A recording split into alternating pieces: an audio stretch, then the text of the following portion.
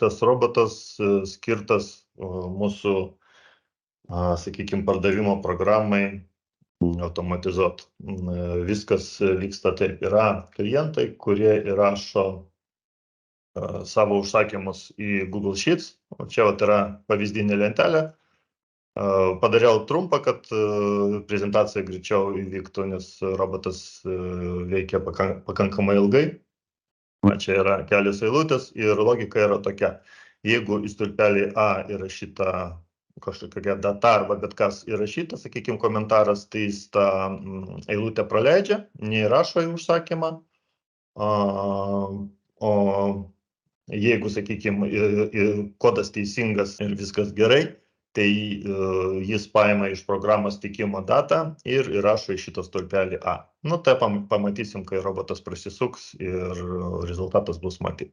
Tai seka yra tokia, arba visa logika. Čia yra, tiek pas mane gavosi TopFlow su tų paprogramių. Pirmas žingsnis būtų ten kintamųjų sukūrimas, paruošimas, po to VPN pajungimas.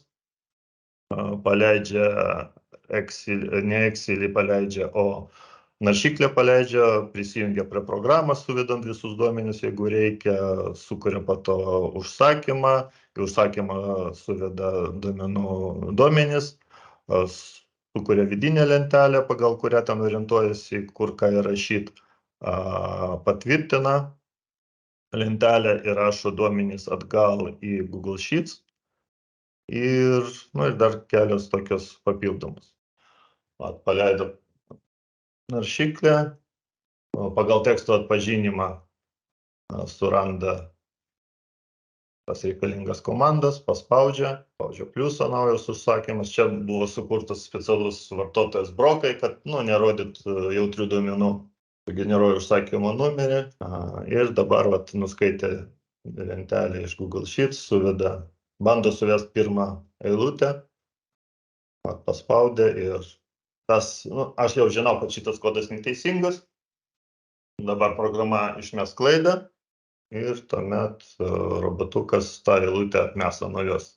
Antra eilutė, kuri yra tikrai teisinga, įvedė kodą. Čia ir Dombase programoje jau yra įvesti visi pavadinimai ir kaina yra sutartiniams klientams įvesta, įveda kiekį tam tikrą ir iš dešinės matote yra stulpelis on hand, yra kiek sandėlį tų pozicijų turi. Ir dar po dešinę yra planned delivery date, yra suplanuota pristatymo data. 24 metų sausio 1. Suvedė, nuskaitė duomenis, nuskaitė kiek turim sandėlį, nuskaitė tikimo datą planuojamą. Kas panaudota programai, tai panaudoti teksto atpažinimas, teksto įvedimas, taip pat atpažinimas OCR, tai yra pagal vaizdą atpažinimas, nes kai kurios paspaudimus arba veiksmus buvo taip paprasčiau automatizuoti. Aišku, organizuotas duomenų nuskaitimas iš Google Sheets, įrašymas ir po jos robotas bandys tą užsakymą patvirtinti ir išsaugoti. Apdaroja gautą lentelę, bando įrašyti, atsiranda, kad pasirinkčiau e-mailą, per kurį pasirinkti, aš čia nukopijuoju kodą, jis dabar paspaudė approve viršui, dabar reikia atspausdinti jį, irgi visa procedūra, paspaudžia, pasirenka, per ką spausdinti, spausdina, atsiranda toks užsakymo patvirtinimas, aš čia tiesiog padidinsiu su tokiais duomenim. Ką jam pavyko įvesti, ką jis atpažino.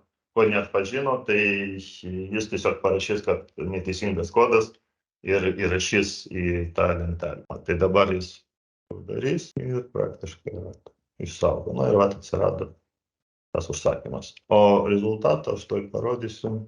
Tokia lentelė gavosi. Pirma eilutė buvo su klaidingu kodu, tai taip ir parašė neteisingas kodas ir jos neįrašė.